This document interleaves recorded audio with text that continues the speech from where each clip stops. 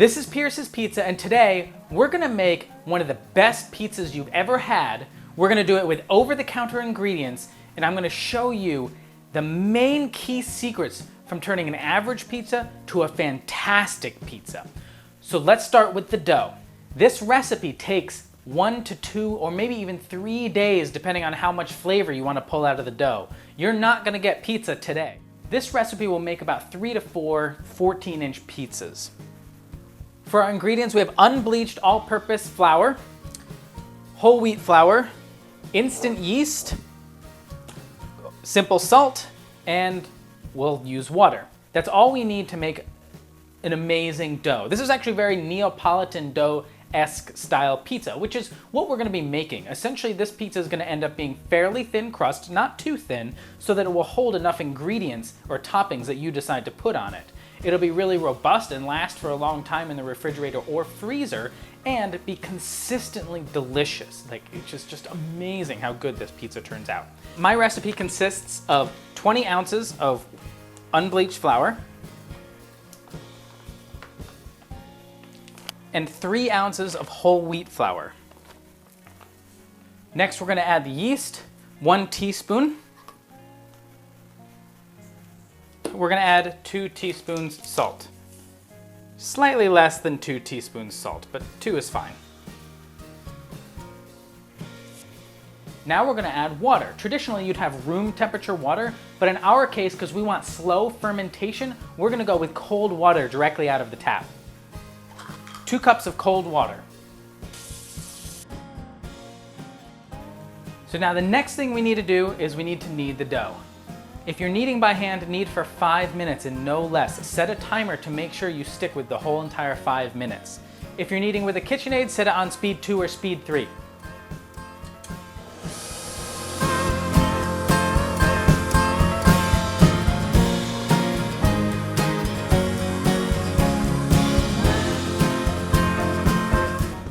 This is one of the key parts that separates a great dough from a mediocre dough. We're gonna see how sticky it is. You can see it's fairly sticky. It sticks to the bottom, but it doesn't leave too much residue on my hands. This is almost perfect. Now, your dough might not be sticking to the bottom. It might be too dry, or it might be really wet where it's leaving a lot of residue on your hands. If that's the case, add 1 tablespoon of flour to make your dough more dry, or add 1 tablespoon of water to make the dough softer and more sticky, and then knead again for another 3 minutes. We're gonna dust our counter with a little bit of flour, and there's really not much kneading that needs to be done. If you're kneading by hand, you want your dough to look and feel like this, where it's sticky and tacky, but doesn't get residue on your hands. It's also soft. Now we're gonna separate this into our individual pizza doughs. You can separate this into 3 or 4 pizza doughs depending on how big you want your doughs. I like bigger ones, so I'm gonna just separate this into 3. Now here's an important trick. We're gonna take each dough and we're gonna wrap and peel around and pinching on the bottom like this, so we have a nice smooth top that will help when the dough rises in the oven. Here we go. Now our last step is storage.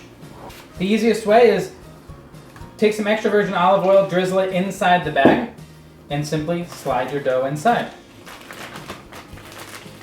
Seal it up, and you're good to go.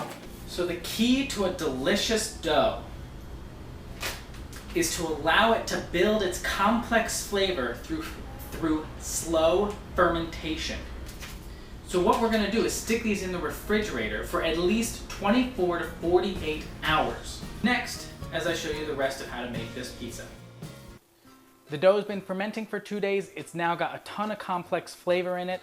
Let's pull it out of the refrigerator. See how it looks. After you take your dough out of the refrigerator, the next step is to turn your oven on. And you want to set it to the highest temperature you can. My oven goes to 525. Yours might go to 550 or 575. Set it as high as you possibly can. Now we wait. We wait at least 45 minutes to an hour. This will give us time for our oven to be piping hot and our pizza stone to be as hot as it can possibly be, as well as time for our dough to get room temperature. On our work area.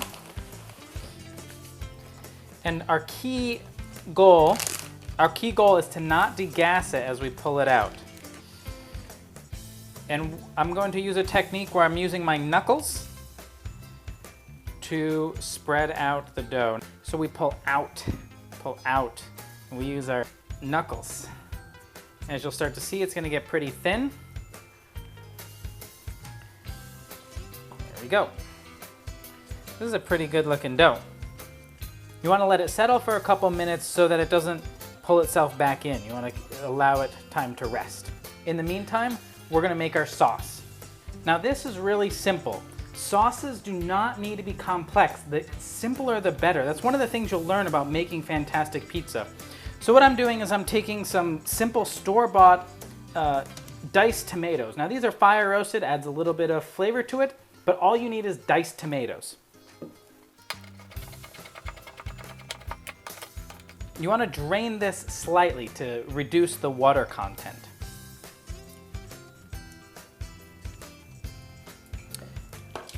Dump this. Next, we're going to add oregano leaves, about a teaspoon. Crushed red pepper is optional. I love it. And then just a little pinch of salt. Lastly, a good amount of olive oil, probably about 1/8 of a cup. So this is all you need. No need to cook, no need to crush the tomatoes. The tomatoes are gonna add texture. Next, we're going to assemble the pizza. And this step is very important.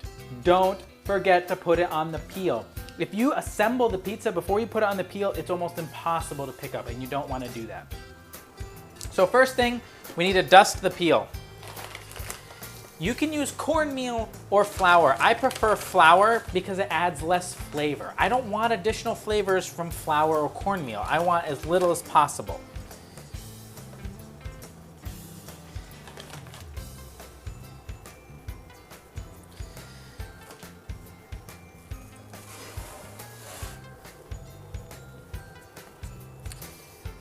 You want to test that the dough is going to slide off of the peel. It should slide really easily. As you can tell, it's not sliding very easily, so I need to try this one more time. If it doesn't slide easily, then it won't slide off when it has ingredients on it.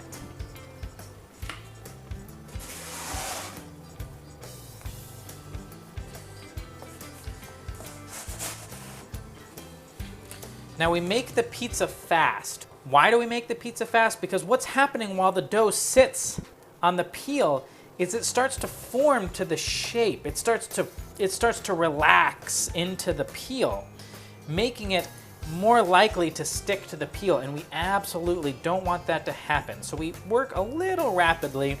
Next, what we're gonna do is add the cheese. Now remember, don't put the toppings down first and then the cheese second. That's really important because the cheese covers the flavor of the toppings, and there's just no reason to do that. You're gonna get the flavor of the cheese.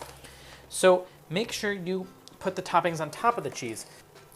I love pepperoni, is my favorite pizza topping. You'll see that I'm gonna put an excessive amount on. You do not need to put as much as I do. Put as much as you want. Generally, less is better, but I am so obsessed with pepperoni that I'm just gonna put a lot of it on. Last, and here's some cool secrets to make your pizza taste several times better than standard pizzas. We're gonna sprinkle just a little bit of cheese to help keep everything in order.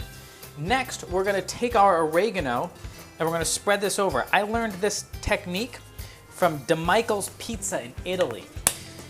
They use dried oregano because it tastes better. It has more flavor.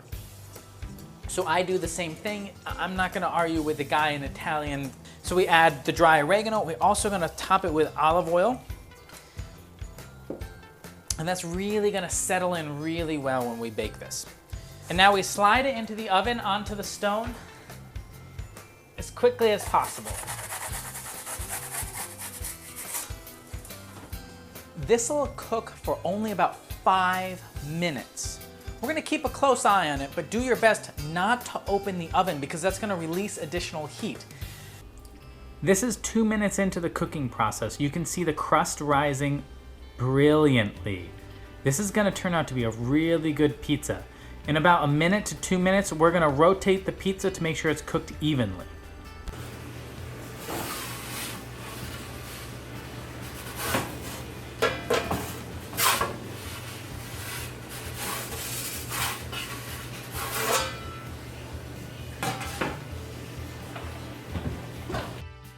It's been roughly 5 minutes, and you'll see how it's browning on the edges, the pepperoni's curling and cooking, and the sauce is bubbling. So now I'm gonna show you our final secret. So what we're gonna do is turn it to broil. Let that heat up for a minute, and you'll see how this works. Taking our peel, lifting the pizza up nice and close. Don't let it touch, but we're gonna get it nice and close. Just for about 20 to 30 seconds here. We're gonna keep it close to the broil elements for about 20 seconds. Take a quick check, and oh yeah, does that look good. Perfect pepperoni pizza with a Neapolitan-esque dough. It doesn't get much better than this.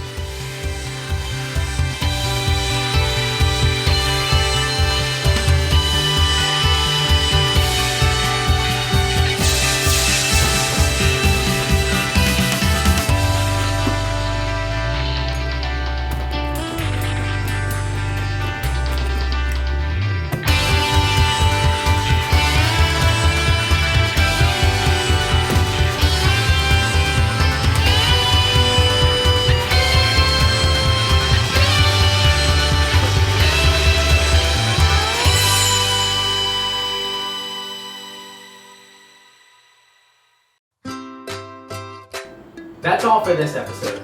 This is Pearce's Pizza. Keep on baking because, dang, this stuff is good.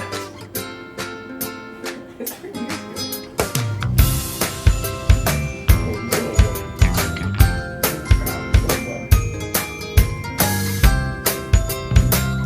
Maybe I should just be more positive and not talk negative about the other videos on the internet that suck. Let me get my magical dough hook. There we go. Magical dough hook. Who thinks of these things? Someone's got to fire our scriptwriter, which by the way is me.